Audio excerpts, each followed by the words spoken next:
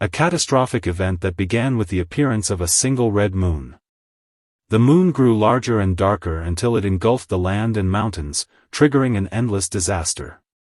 Soon after, powerful demon beasts emerged, marking the beginning of a massive invasion and chaos across the world.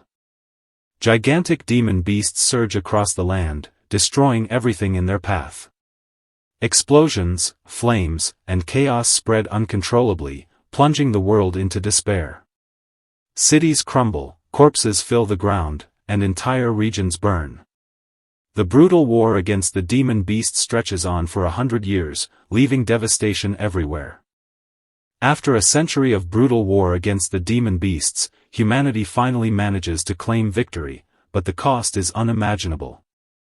The battlefield is littered with corpses, destruction, and exhaustion.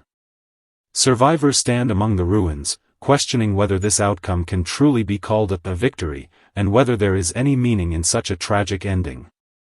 A wounded warrior cries out in anguish, remembering how every person he fought alongside was killed. Friends, comrades, and even his sister were lost in the war. Shattered memories flash before him as he stands surrounded by destruction, realizing the cruel truth: despite their struggle, despite their sacrifice, everyone he cared about died. The lone surviving warrior, devastated by the deaths of everyone he fought to protect, questions how such an outcome could ever be called a victory. He stands face to face with the source of the world's tragedy, the Demon King, Sirius Patrick. The Demon King mocks him, acknowledging that the warrior's struggle has been impressive for a mere human, especially managing to push him to the point of exhausting his magical power.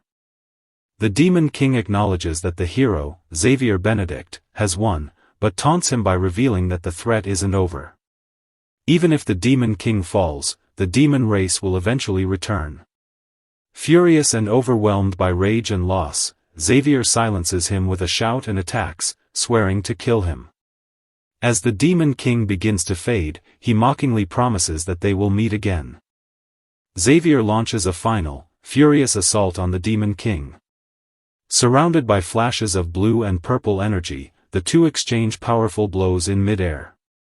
Xavier pushes forward with all of his remaining strength, determined to end the battle once and for all, even as the Demon King collapses under the force of his attack. Xavier discovers the Demon King's core, the true source of his magic. He realizes that if he destroys it, the Demon King will never revive. But as he prepares to strike, he's hit by a surge of dark energy. His magical defenses fail because all of his comrades who once protected him are already gone. Despite the chance to end everything, he is left vulnerable and exposed at the critical moment. Realizing he can no longer defend himself, Xavier accepts that the battle is over. He regrets deeply that he was born without magical talent, believing that if he'd had even a little magic, he might have saved everyone and changed the ending. Exhausted and grieving, he sheds tears as everything comes to an end. The narration confirms his fate: the hero of humanity, the great swordsman Xavier Benedict, dies in battle. The battlefield is filled with corpses and destruction as a lone warrior, mortally wounded, stands among the ruins. While surrounded by massive enemies, he reflects with deep regret, wondering what value peace has if the world is already destroyed and devoid of hope. He blames himself, believing that if he had done things better or been stronger, this devastation could have been prevented. As he collapses, a red spider lily begins to bloom, symbolizing sorrow, death, and the wish to rewrite fate.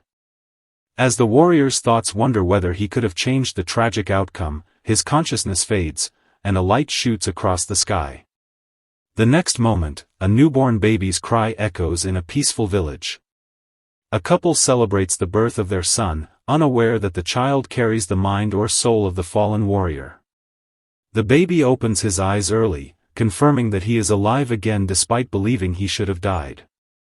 Parents happily celebrate his birth, admiring how cute he is and hoping he inherits their good traits.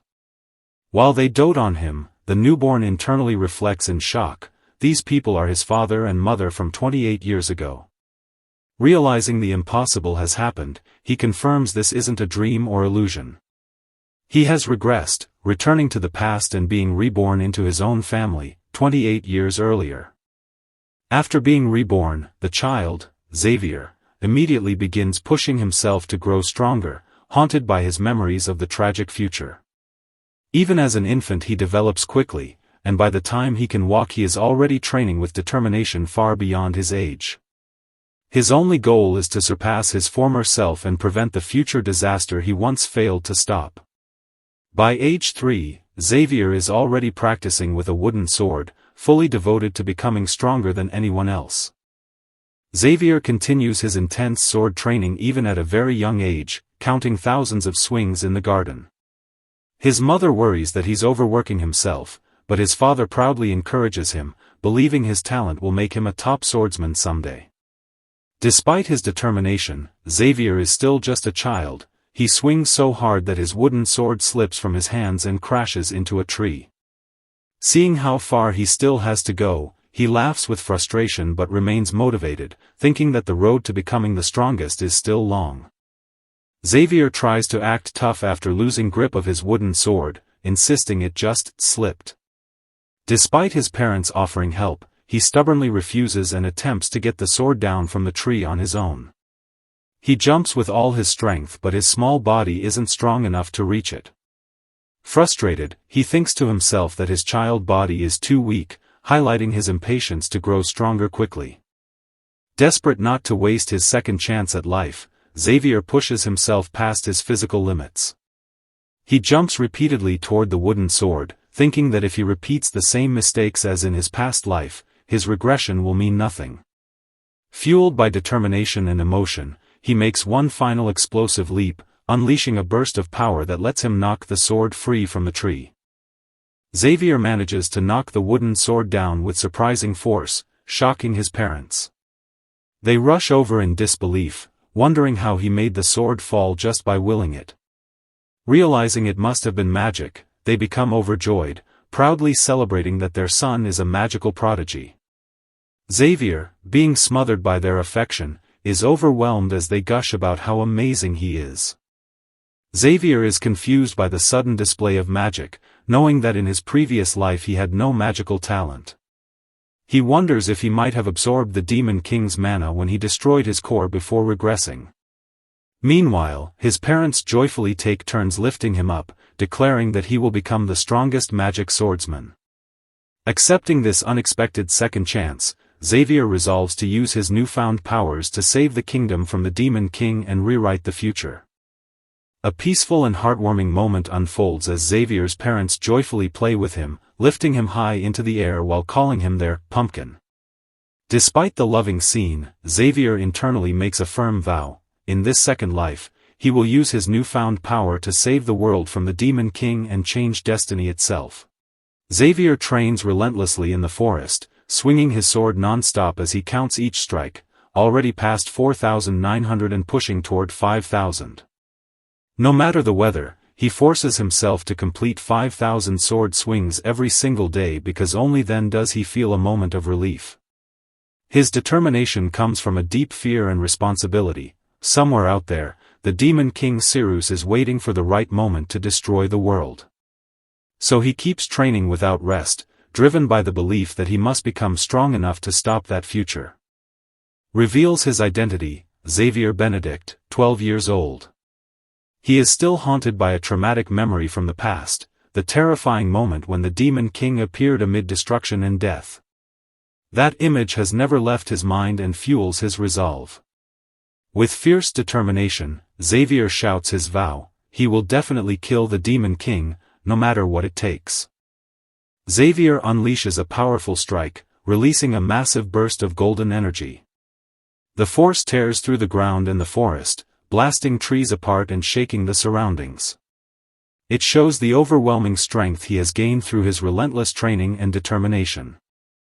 After unleashing his devastating attack, Xavier stands amid the destroyed trees, reaffirming the conviction carved into his heart through years of training: he will kill the Demon King. Catching his breath, he immediately thinks about his next step instead of resting. Despite being exhausted, he considers reviewing the beginner magic he studied the day before, showing his relentless drive for improvement and preparation.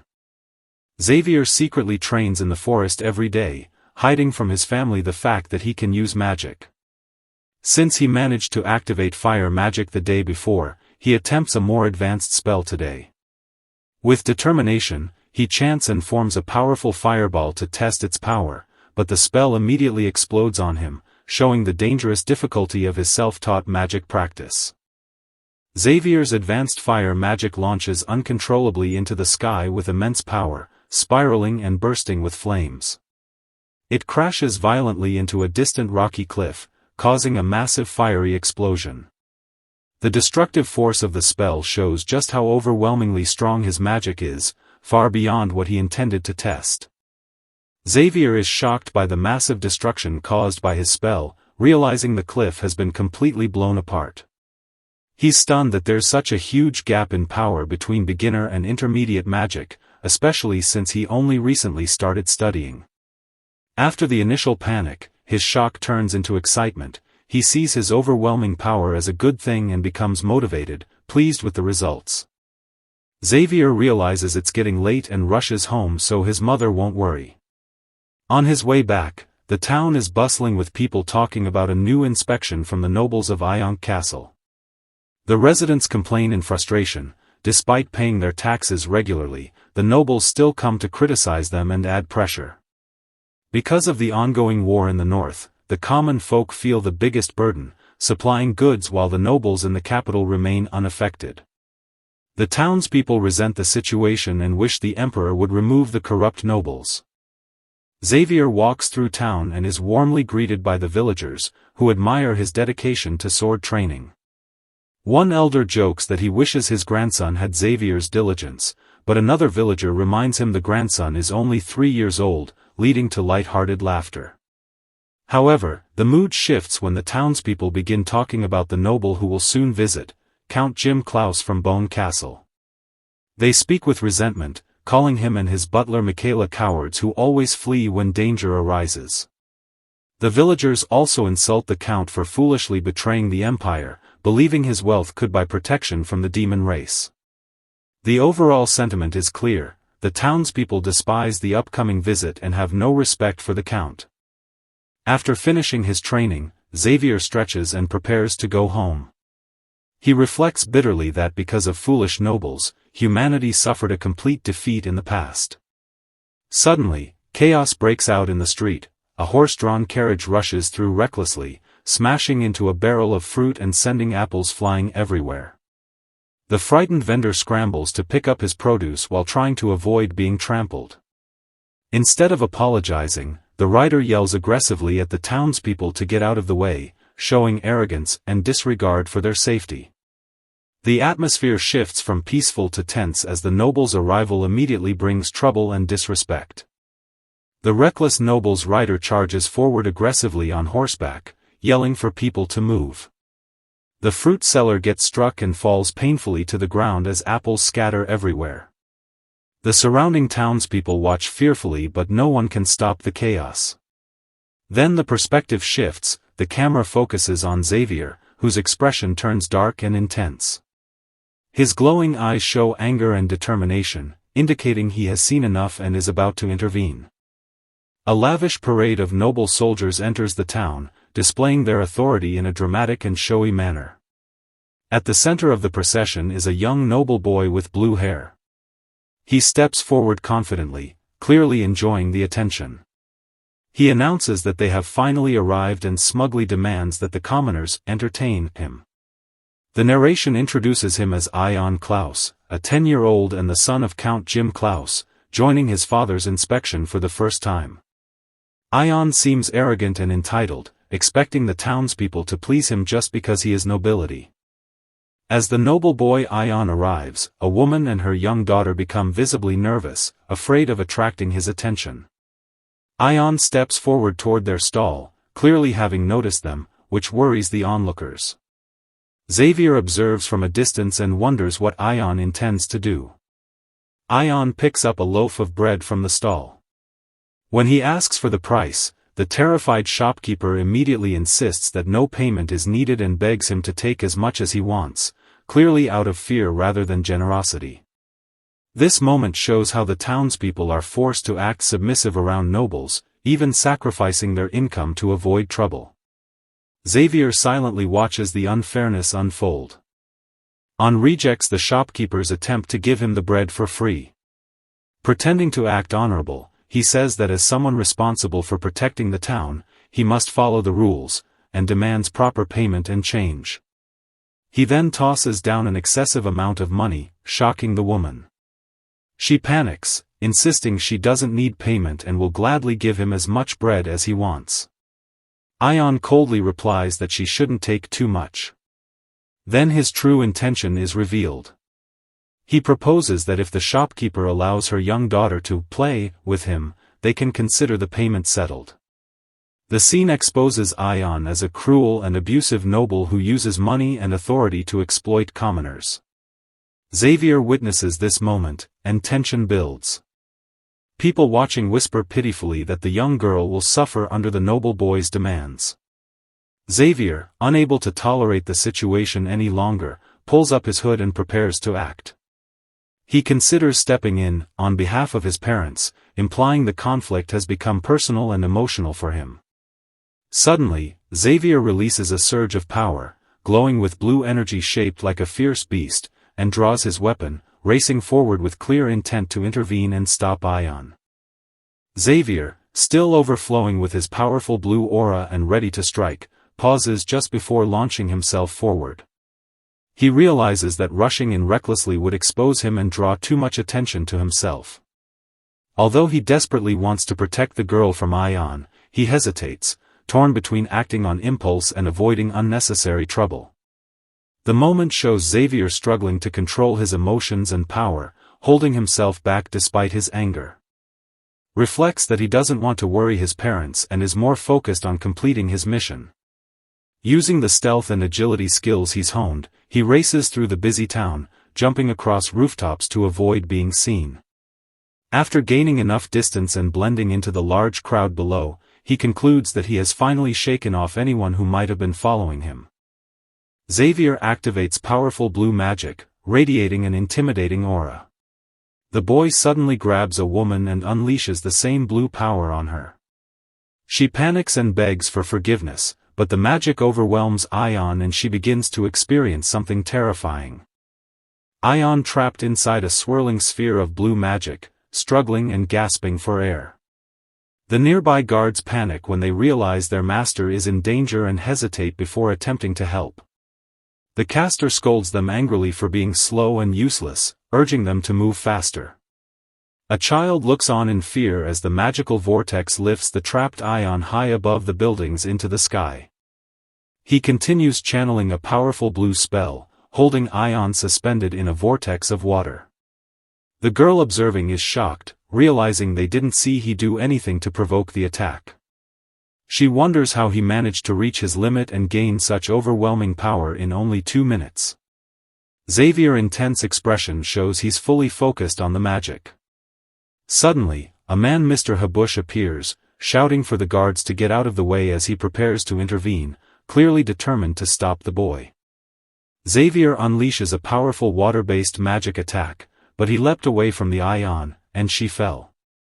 As the spell expands, it threatens to hit Mr. Habush forward and blocks the incoming attack. He blocks with a strong golden barrier or spell of his own, causing the two magical forces to collide in a huge light explosion. Xavier is shocked after his strongest magic attack is completely blocked. Mr. Habush standing unharmed inside the destroyed area, proving his spell had no effect. The mage stares at him with glowing, intimidating eyes, showing that he's far more powerful. While Xavier is distracted, guard sees Ion. He was trying to protect and try to drag her away. She struggles and desperately yells for them to let her go. Ion angrily accuses they of using magic on her and make they thrown in jail unless the girl confesses. The girl panics and desperately denies it, insisting she can't use magic. The scene ends on a tense cliffhanger. Master Ion, that's unbecoming of you. Teacher. Let me go. They started it. Count might get angry about this. Then let's go, yeah.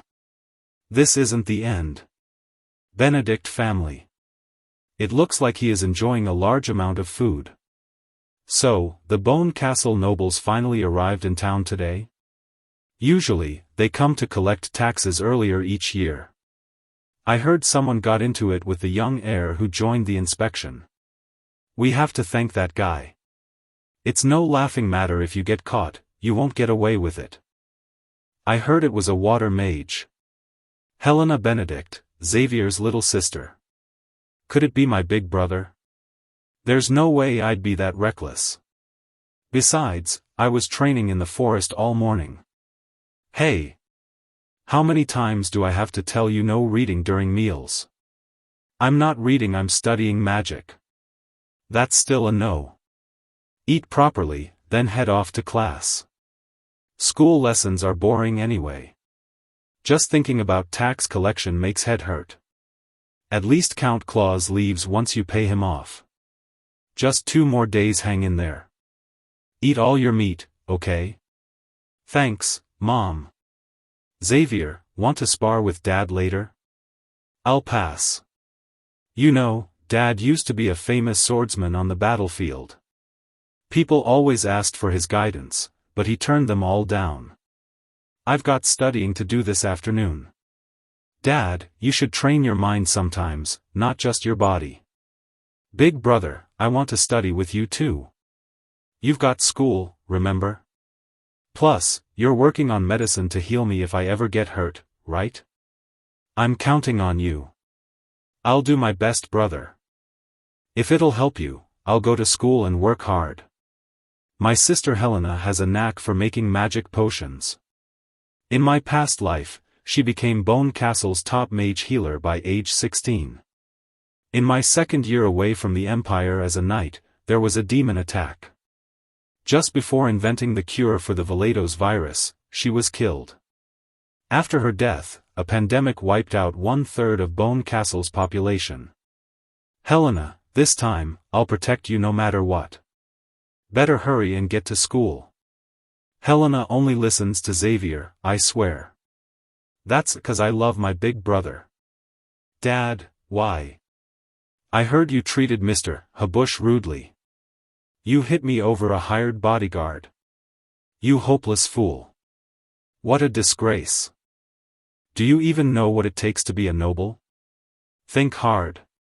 We have lots of bodyguards and royal privileges. Idiot. A noble's true power comes from military might. Habush, the Archmage, is stronger than all Claw's family guards combined. He's our family's real guardian. Unlike sons, you can always make more of those. Sons can always be replaced. He cries and runs away. Leave him be, he needs to reflect sometimes. Yes, sir. Damn it. Siding with an outsider instead of me, how could they? This is all the fault of whoever used magic on me. I'll find them and make them pay. Just wait. Cecily? You need something? Thanks for earlier. I have no idea what you mean. Was Cecily always this perceptive, even as a kid? Here, take this. So you've figured out I'm learning both swordsmanship and magic. Don't worry, I won't tell anyone. Instead, can you show me your Abolite eyes? I seriously have no idea what you mean. Guess I can't fool Cecily. Cecily Stella. My childhood friend, and the woman who fought by my side all our lives. She's a brilliant swordsman, with uncanny intuition, but right before the war's end, she was killed by Sirius. Left alone, I had to challenge the final battle. Show me. Doesn't it sound way more exciting to have a partner in crime for secrets? That's way too cute. I'm weak against this kind of thing. Fine, but we need to get a little farther away from town. The more I think about it, the angrier I get. Is Habush really that strong? He might be tricking everyone. Father's such a coward. Nobles like us shouldn't have to watch out for commoners. Anyone who opposes me should just be killed. Wait, where am I? It's cold, let's hurry home. Suddenly, a monster attacked him from behind. Luckily, the monster's attack missed, sending him flying and falling. A magic beast. Why is there one here? Stay away. I don't want to die yet. Did he save me? Suddenly, Claus arrives and saves him from the giant monster. Magic beast, don't think you'll get away with this. Now he will face the monster alone. This is the edge of the forest, just 20 minutes from Anzaf town. Why has a magical beast, which should live deep in the woods, appeared this close to town? Don't tell me the demon race has already started to move. The monster attacked him directly. He quickly dodged the monster's heavy attack, but the attacks continued. Ordinary swords can't even scratch a magical beast. If this keeps up, I'll run out of stamina, just dodging its attacks. The only reason I can even hang on like this is because of my daily training. He stepped back for a moment to regulate his stamina. I wish I could use magic now, but, with that guy here, I can't. Of course I can trust Cecily, but if the young noble found out my secret, who knows what he'd do, and even if I did use magic, could I really beat this magical beast right now? What am I afraid of? If I can't defeat a beast like this after 22 years of training, then what was all that for? I don't even need to use magic for a guy like this. This might be my first fight with a magical beast in this life, but I've crossed swords with more of them than I can count in my past. Xavier immediately dashed forward to attack, first avoiding the monster's direct attack. Even without magic, against you I'm not going to lose. He managed to slash the monster powerfully. Finally, with one powerful slash, he managed to defeat the beast alone, without the mage's powers. He was shocked by the boy's strength. I did it, I took down the magical beast. Xavier. Are you hurt? No, just a little tired. This time, I really will protect you. And everyone. Hey! Look behind you. It seems the danger isn't over yet, the beast isn't defeated. The magical beast came back to life. They are now in a very dangerous situation. No way. It healed all its wounds. That can't be. The magical beast's wounds have healed. Run. Told her to leave. But I can't leave you alone. Just go. You'll only slow me down. Cecil ran and asked Noble Boy to leave here. Get moving. We'll just get in the way if we stay. Let's hurry and call for help. They fled on Xavier's orders, but the beast's attention was drawn to them. Hey, idiot. Your opponent is me. He threw his sword at the magical monster. His sword throw was avoided by the magical beast. No matter how many times you revive, I'll kill you again. Lead this thing deeper into the woods and finish it off with magic. Cecily, please escape safely. Damn, all these obstacles make it hard to run. He ran into the depths of the forest. The magical beast flapped its tail to destroy the surrounding trees and threw them at Xavier. If this goes on, it's only a matter of time before I get crushed. A surprise attack occurred. It's even stronger after reviving. What the hell is happening? I was hit by the surprise attack and sent flying. He was thrown so far that he hit a nearby tree. Not yet. I won't give up here. His condition was dire. It seemed he still hadn't given up. Take this. He threw sand at the magical beast. I can't win against this thing fighting normally. The thrown sand hit the beast, and it ran again. Cecily and the others must have already gotten out of the forest. I want to know my magic ability secret from that rich kid, but dying here would ruin everything. A cliff. He suddenly stopped, because it was a cliff. Damn it. There's no turning back now. Even if all I can do is barely cast intermediate magic, I'm going for it. He gathered the energy of the fireball and then threw it. The fireball aimed for the beast's head. Finally, the fireball hit the beast squarely. The beast was instantly defeated when hit by Xavier's fireball. It seemed like he succeeded. I did it. But the edge of the cliff shattered, and he fell. No way, so in the end, I'm going to die. After finally grasping this second chance, this isn't fair. Like hell, I'll let it end like this. It looked like they were surprised to see a blue light in the forest. What's happening? Xavier.